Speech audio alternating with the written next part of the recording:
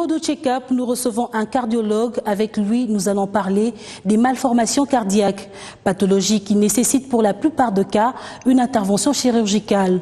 En République démocratique du Congo, tout comme ailleurs, les enfants sont les principales victimes. Comment s'est fait la prise en charge de cette maladie?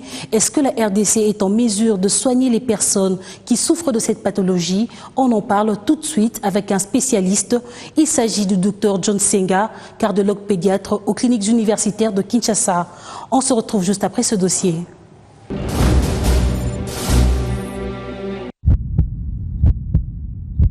Le cœur, organe indispensable du corps humain qui assure la circulation harmonieuse du sang dans le fonctionnement de l'organisme humain. Cet organe se forme progressivement durant la vie embryonnaire, plus exactement à partir de la 3e semaine de la grossesse.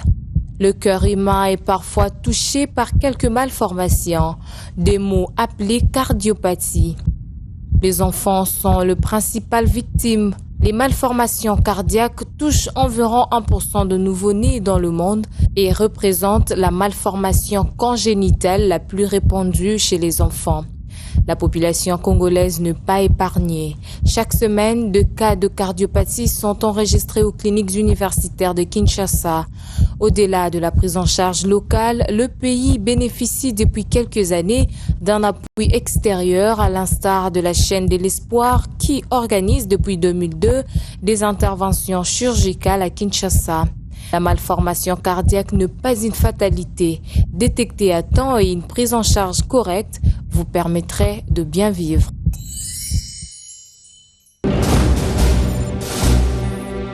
Nous recevons le docteur John Senga, cardiologue pédiatre aux cliniques universitaires de Kinshasa. Bienvenue sur ce plateau, docteur. Bien, merci beaucoup.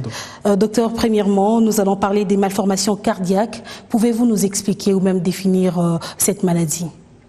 En fait, la malformation cardiaque, c'est toute anomalie constatée soit, et souvent dans des cas, dans l'anatomie du cœur, dans la configuration du cœur. Quand il y a une anomalie dans la configuration normale du cœur, à ce moment-là, on peut parler d'une malformation cardiaque. Mais au fait, cette définition s'étale aussi aux anomalies des vaisseaux, aux maladies des vaisseaux. C'est pour ça que nous préférons toujours appeler toutes ces pathologies-là les maladies cardiovasculaires. Parce que pas seulement que ça atteint les cœurs, mais ça entraîne aussi des complications au niveau des vaisseaux. C'est une maladie qu'on retrouve chez les enfants et même chez les adultes. Mais est-ce que vous pouvez un peu nous éclaircir sur ce point-là? Est-ce que c'est une maladie congénitale? Oui, il y a des cardiopathies, des malformations congénitales.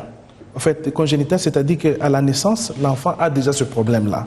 Et souvent, ça survient lorsque le cœur est en train de se former pendant la vie intra-utérine, dans le sein de sa mère. Alors, s'il y a des anomalies qui surviennent à ce moment-là, l'enfant va naître avec un problème cardiaque. Et cette anomalie-là s'appelle une cardiopathie congénitale ou bien une malformation cardiaque congénitale. Mais en plus de cela, il y a des maladies qui sont acquises. C'est-à-dire l'enfant est déjà né sans qu'il y ait des problèmes à la naissance. Avec la croissance, l'enfant présente un problème cardiaque. Évidemment, chez les adultes, il y a aussi des cardiopathies qui peuvent survenir à l'âge adulte, qui sont la conséquence soit des AVC, soit de l'hypertension, soit du diabète, ou soit d'un régime alimentaire qui est déséquilibré. On va revenir chez les enfants, puisque vous êtes pédiatre, vous avez certainement eu à rencontrer des genres des maladies, soigner ces genres des cas. Mais lorsque déjà le ventre de l'enfant dans le sein de sa maman développe cette maladie, est-ce qu'il y a-t-il un examen pour pouvoir détecter cela? Oui, lorsque la maman va pour une consultation chez son gynécologue, le gynécologue doit absolument faire une échographie cardiaque.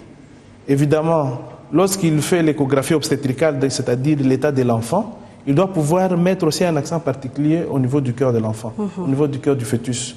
Et donc, s'il constate quelque anomalie que ce soit, à ce moment-là, il peut faire appel à nous. Et nous allons maintenant aller faire une échographie qui montre la configuration du cœur, peut-être aussi son fonctionnement. Et c'est comme ça que nous pouvons mettre, avant que l'enfant ne naisse, une anomalie cardiaque. Et cela, c'est bien parce que ça permet à ce que dès que l'enfant naît, qu'on puisse aussi le prendre en charge correctement par rapport à sa pathologie. On attend la naissance de l'enfant pour le prendre en charge. Est-ce que lorsque vous rencontrez une femme enceinte qui a déjà un enfant qui pose ce problème, vous permettez l'IVG, l'avortement volontaire? Disons, sur le plan éthique, je ne sais pas si cela est recommandé. Si c'est une malformation, la malformation elle-même peut entraîner un accouchement, soit prématuré, soit des fausses couches, si la malformation est grave. Mais si la malformation n'est pas grave, je ne pense pas qu'il faille passer par une interruption volontaire de la grossesse. Docteur, est-ce que c'est un problème héréditaire? Oui, oui et non. Dans la plupart des cas, les malformations cardiaques ne sont pas héréditaires. Mais il y a quelques malformations que nous connaissons, par exemple la sténose de l'artère de l'aorte. La sténose, habituellement, on peut la retrouver dans chez plusieurs membres de la famille ou dans la fratrie. Ça survient. Donc il y a quelques malformations comme ça qui sont héréditaires. Mais je pense qu'en plus des malformations héréditaires, on peut parler de malformations génétiques. Par exemple, un exemple simple, un enfant qui a une trisomie 21 qu'on appelle couramment le mongolisme, dans la plupart des cas, chez 50 enfants, des enfants avec mongolisme ont un problème cardiaque. Donc là, c'est connu. Donc on doit dire l'hérédité, la génétique, ce sont les deux facteurs favorisants de cette maladie? Non, il n'y a pas que ça. Il y a, par exemple, certains comportements néfastes de la maman surtout en début de grossesse. Lorsque la maman aime bien prendre de l'alcool, lorsqu'il prend de la drogue, certains médicaments peuvent aussi entraîner des malformations au niveau du cœur. Mais en plus de ça, il y a par exemple les rayons X.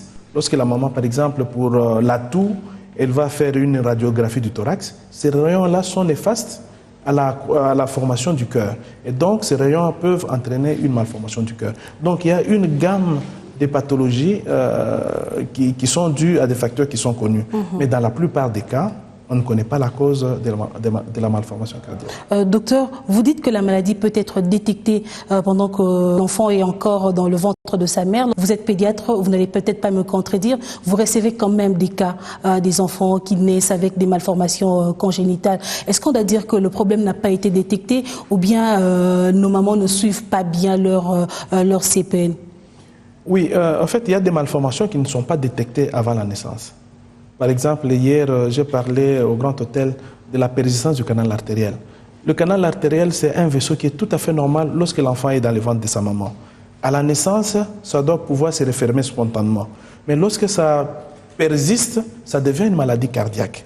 Donc, dans ces cas-là, on ne sait pas le mettre en évidence avant que l'enfant ne naisse. Mais il y a beaucoup d'autres malformations qui peuvent être détectées avant que l'enfant ne vienne au monde. Est-ce qu'il y a-t-il de centres spécialisés pour accueillir des femmes ou même la République démocratique du Congo dispose-t-elle des personnels qualifiés pour pouvoir prendre ces enfants en charge? Oui, avant la naissance, c'est difficile. Mais lorsque l'enfant naît, vous voyez sur 10 millions d'habitants ici à Kinshasa, il n'y a que 3 cardiologues pédiatres. À l'intérieur du pays, il n'y en a pas. Et donc, vous voyez un peu la déficience en compétences. Donc, pour le moment, je pense que nous sommes appelés à gauche, à droite pour donner des avis. Ici à Kinshasa, je pense qu'on peut bien prendre en charge pour un enfant qui naît avec un problème cardiaque à la naissance. À l'intérieur du pays, c'est encore très difficile.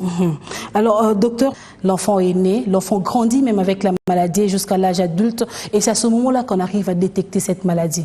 Est-ce que cette personne-là aura une vie normale? Et quelle est l'espérance de vie pour ces genres de cas? Oui, il y a des malformations cardiaques qui permettent une vie quasi normale, si c'est des malformations qui ne sont pas graves. Et d'ailleurs, par exemple, entre les deux ventricules du cœur, s'il y a une toute petite communication, un petit orifice, ça ne dérange pas la vie de l'enfant. Mais je voudrais aussi signaler quelque chose. On peut prévenir certaines malformations cardiaques avant que la maman ne se décide d'être enceinte. C'est en prenant un petit médicament qui coûte d'ailleurs très moins cher, c'est l'acide folique. L'acide folique permet d'éviter beaucoup de malformations cardiaques, éventuellement et évidemment d'autres malformations neurologiques.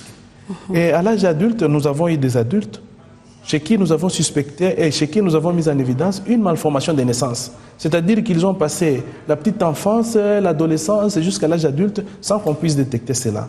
Et donc, c'est des cas qui arrivent, mais ce sont des cas qui sont rares. Est-ce qu'un enfant qui n'a avec une malformation cardiaque doit-il subir nécessairement une chirurgie? Ou bien on peut guérir cette maladie avec des médicaments et tout ça?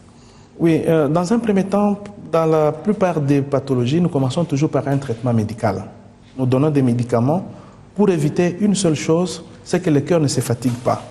Parce que dans la plupart des maladies cardiaques, ils entraînent une fatigue du cœur qu'on appelle une décompensation cardiaque. C'est cela qui est à la base de tous les signes que présente l'enfant. Et dans ces cas-là, nous donnons toujours un petit médicament pour aider le cœur à pouvoir faire correctement son travail. Il y a aussi des maladies qui ne nécessitent pas absolument une intervention chirurgicale. Ça, il faut qu'on se le dise. Donc, par exemple, ce qu'on appelle les cardiomyopathies dilatées. L'enfant peut naître avec ces problèmes-là. Ça, on peut donner un traitement médical. Mais au cas où le traitement médical ne réussit pas, à ce moment-là, dans ces cas-là précis, on peut arriver jusqu'à la transplantation cardiaque. Vous avez parlé de la transplantation cardiaque, docteur. Vous avez subi une chirurgie pendant l'enfance. Est-ce que vous êtes susceptible à faire de l'AVC à l'âge adulte? Pas obligatoirement. Pas obligatoirement. Les AVC sont dus à des facteurs qui sont connus. Je les ai cités en début de l'émission. Mais il faut dire qu'il y a une toute petite malformation. En fait, pendant l'enfance, ce n'est pas vraiment une malformation. C'est ce qu'on appelle le foramen ovale. Le foramen ovale, c'est un petit trou qui est normal chez tout nouveau-né ou dans la vie intra-utérine. L'enfant, entre les deux oreillettes, il y a toujours une petite communication qui est tout à fait normale et qui permet justement la vie de l'enfant dans le ventre de sa maman. À la naissance, ce petit trou-là doit pouvoir se fermer. Si ça ne se ferme pas, évidemment, l'enfant ne va pas poser de problème, mais ça peut être, pour certains cas d'AVC, à l'origine de ces AVC-là. Et là, c'est vraiment des cas très rares. Docteur John, vous êtes cardiologue pédiatre et certainement vous avez travaillé avec la chaîne de l'Espoir qui organise des chirurgies, des opérations chirurgicales ici à Kinshasa depuis un certain temps, depuis 2002 si je ne me trompe pas. Mais aujourd'hui, quel est l'état de la République démocratique du Congo? Faudrait toujours compter par la chaîne Espoir pour pouvoir sauver des vies des enfants qui présentent des malformations cardiaques, ou bien le pays est en mesure de pouvoir le faire? Oui, sincèrement, il faut qu'on se le dise. Le pays n'est pas encore à mesure de le faire. Des chirurgiens cardiovasculaires, des Congolais, mais qui ont travaillé pendant longtemps à l'étranger et qui viennent depuis 3 ans faire des interventions ici sur place. C'est vrai que ce n'est pas dans le cadre de la chaîne de l'Espoir. Là, c'est des Congolais, par patriotisme, ils reviennent au pays pour soigner nos enfants congolais. Mais il faut se dire que nous n'avons pas encore de structures adaptées pour permettre toutes les interventions chirurgicales au niveau du cœur. Mais est-ce que ces opérations réussissent à 100%? Même dans les pays développés, le taux de succès est autour de 99%. Donc il y a toujours 1% ou moins d'1% où il y a des complications, parfois des complications graves. Au-delà de ça, est-ce que vous accompagnez ces enfants? Est-ce que vous leur accompagnez même psychologiquement, ou bien après l'opération, vous abandonnez, vous avez fait votre part et le reste ne vous concerne pas? Non, mais nous travaillons avec des psychologues. Mais il faut dire que lorsque l'enfant est capable de comprendre, avant l'intervention, on lui explique. À lui, à l'enfant, même si l'enfant est tout petit, on explique pour qu'il comprenne. Pour les tout petits. À l'enfant d'abord. Il faut qu'il comprenne qu'il va avoir une chirurgie.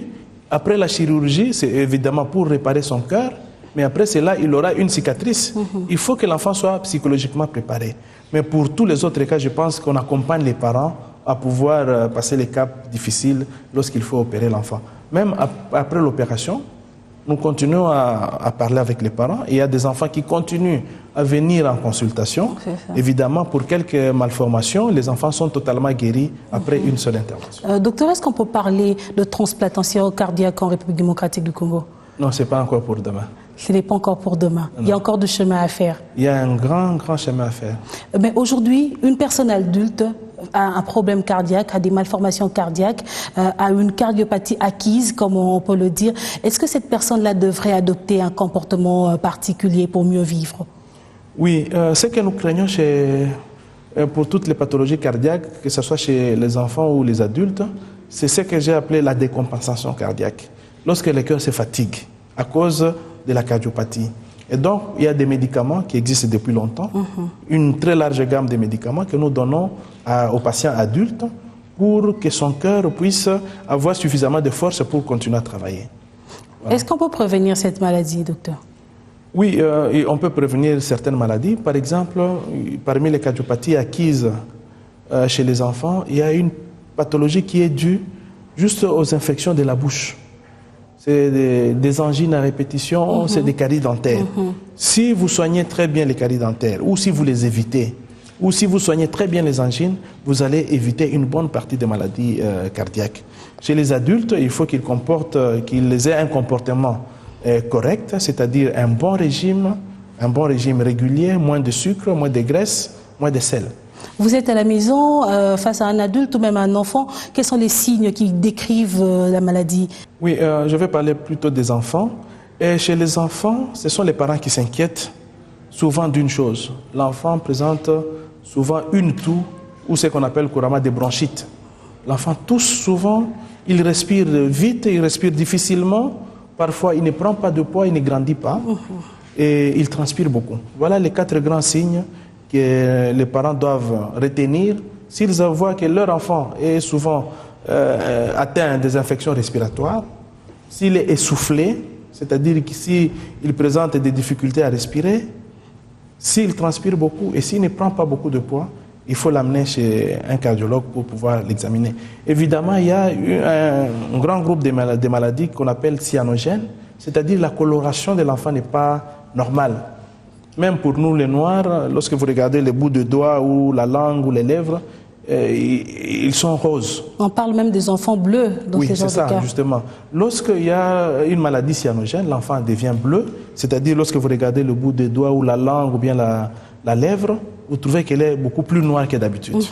Voilà. Mais docteur, aujourd'hui, à l'hôpital, aux cliniques universitaires, là où vous consultez, est-ce que vous recevez régulièrement ces genres de cas? Oui, c'est chaque semaine. Si on peut parler en termes de statistiques, est-ce qu'on a quand même des chiffres?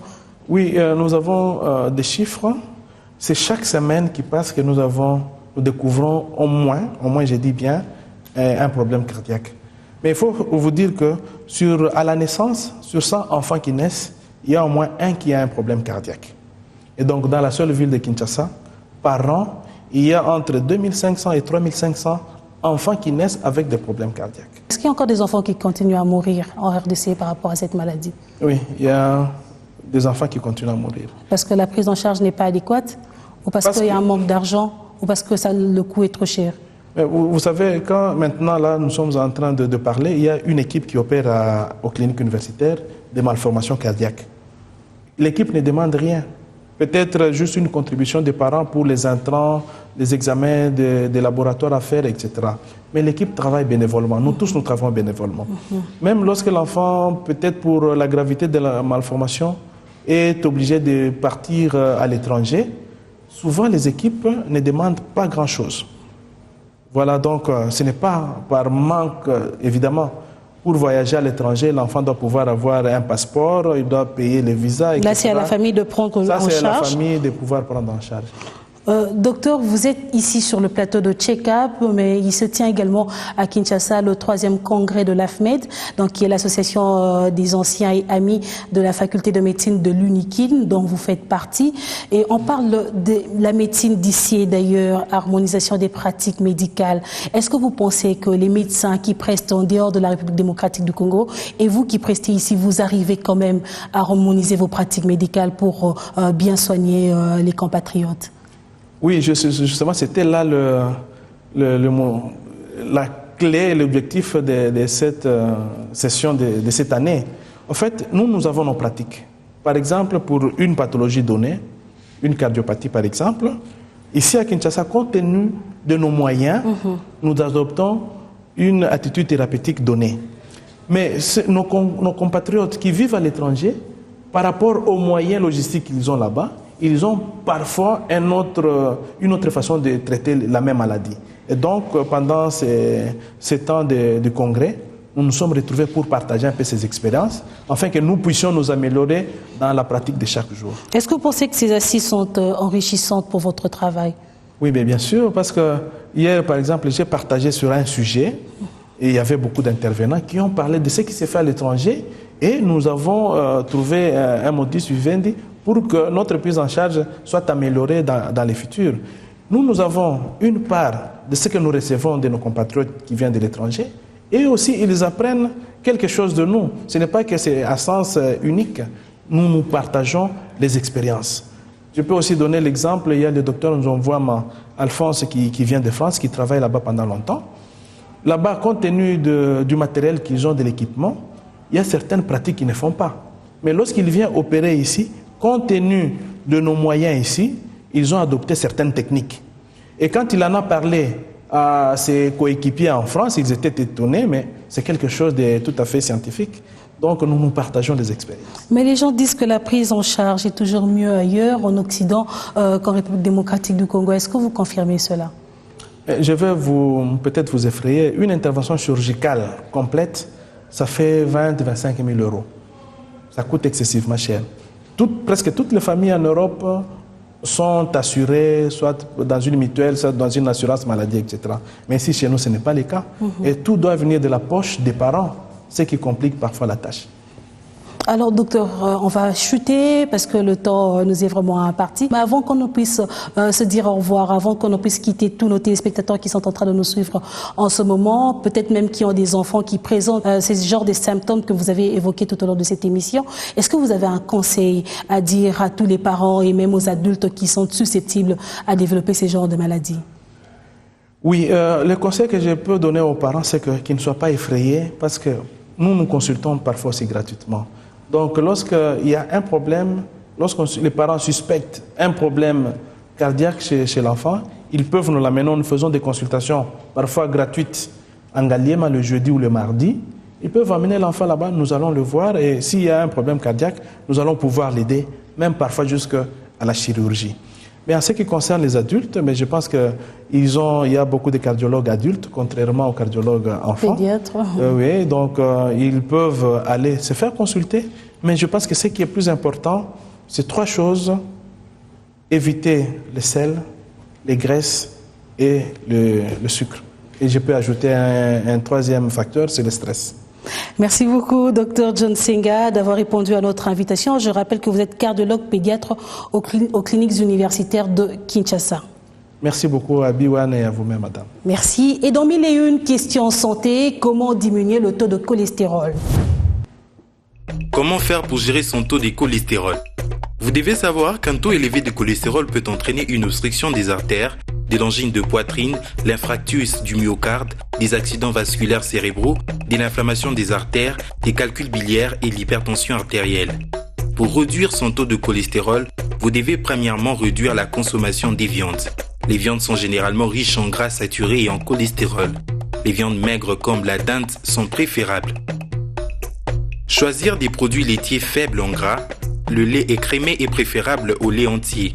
On choisira aussi les fromages qui contiennent un faible pourcentage de gras. Par contre, on évitera la crème. Diminuer le beurre, car il est très riche en gras saturés et en cholestérol. Il faut donc en consommer avec modération. Consommer plus de fibres. Les fibres limitent l'absorption du cholestérol alimentaire. Utilisez l'huile d'olive, riche en acide aléoïque. Cette huile contribue à la réduction du cholestérol sanguin et diminue le mauvais cholestérol dans le sang. Il est également conseillé de réduire la consommation de café, étant donné que 4 tasses ou plus de café par jour entraînent une augmentation de mauvais cholestérol. Il faut également prôner pour de l'exercice physique régulier. L'activité physique tonifie la musculature et les systèmes cardiovasculaires tout en augmentant le bon cholestérol et en diminuant le mauvais. Faites un effort de perdre tout excès de poids.